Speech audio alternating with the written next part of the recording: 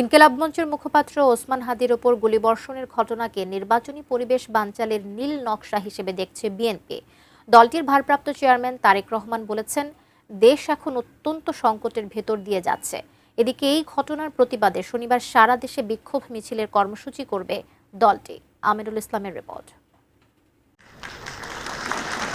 জাতীয় নির্বাচনের তফসিল ঘোষণার পরদিন শুক্রবার বিকেলে রাজধানীর ফার্মগেটের কৃষিবিদ ইনস্টিটিউশন মিলনায়তনে দেশ গড়ার পরিকল্পনার অনুষ্ঠানে প্রধান অতিথি হিসেবে লন্ডন থেকে ভার্চুয়ালি যুক্ত হন বিএনপির ভারপ্রাপ্ত চেয়ারম্যান তারেক রহমান।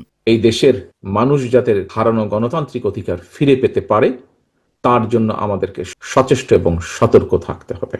বক্তব্যের শুরুতেই দুপুরে ইনকিলাব মঞ্চের মুখপাত্র ওসমান হাদি গুলিবিদ্ধ হওয়ার ঘটনায় নিন্দা জানান তারেক রহমান। তিনি বলেন, একটি দল, গোষ্ঠী বা কিছু ব্যক্তি এই দেশকে, দেশের মানুষের শান্তি, স্থিতিশীলতা বিনষ্টের জন্য উঠে পড়ে লেগেছে। দেশ একটা অত্যন্ত সংকটের ভিতর দিয়ে যাচ্ছে। গত এক বছরে বিভিন্ন সময় বিভিন্ন ব্যক্তি, বিভিন্ন সংগঠনের সদস্যরা হুমকি দিয়েছে প্রকাশ্যে যে প্রত্যাশিত নির্বাচন আগামী ফেব্রুয়ারি মাসে, সে নির্বাচনকে তারা হতে দেবে না।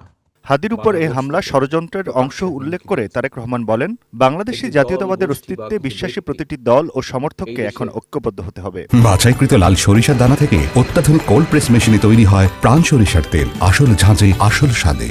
সবার আগে বাংলাদেশ, এই নীতিতে যারা বিশ্বাস করে, আমাদের প্রত্যেকটি দল, প্রত্যেকটি নেতা, প্রত্যেকটি কর্মী, প্রত্যেকটি মানুষকে আজ অতীতের যে কোনো সময় থেকে সবচাইতে বেশি ঐক্যবদ্ধ হতে হবে। এই দেশের স্থিতিশীলতাকে ধ্বংস করতে চায় তারা, তাদের ষড়যন্ত্র যে শুরু করে দিয়েছে, আজকে ওসমান হাদির ঘটনা দিয়ে তা প্রমাণিত হয়।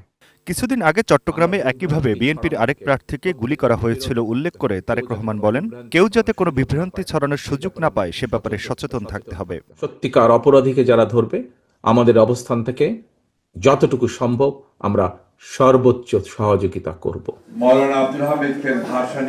এদিকে বিকেলে জাতীয় প্রেস ক্লাবে ভাসানী জনশক্তি পার্টি আয়োজিত এক আলোচনা সভায় বিএনপির মহাসচিব মির্জা ফখরুল ইসলাম আলমগীর বলেন, নির্বাচনকে বানচাল করার জন্য উঠে পড়ে লেগেছে একটি চক্র। তারই ধারাবাহিকতায় ওসমান শরীফ হাদিকে গুলি করা হয়েছে। আমি তীব্র নিন্দা জানাচ্ছি এবং আমি একটা অশনি সংকেত দেখতে পাচ্ছি যে নির্বাচনকে বানচাল করার জন্য সেই শক্তি আবার চক্রান্ত শুরু করেছে। এ ঘটনায় দেয়া বিএনপির এক বিবৃতিতে বলা হয়, এই আক্রমণ সুদূর প্রসারী অশুভ পরিকল্পনার অংশ। এটি নির্বাচনী পরিবেশ বানচাল করার জন্য সন্ত্রাসী কার্যক্রম বিস্তার করার নীল নকশা। এ ঘটনার প্রতিবাদে শনিবার সারা দেশে কর্মসূচি পালন করবে BNP. Aminul Islam, ATN news, Dhaka.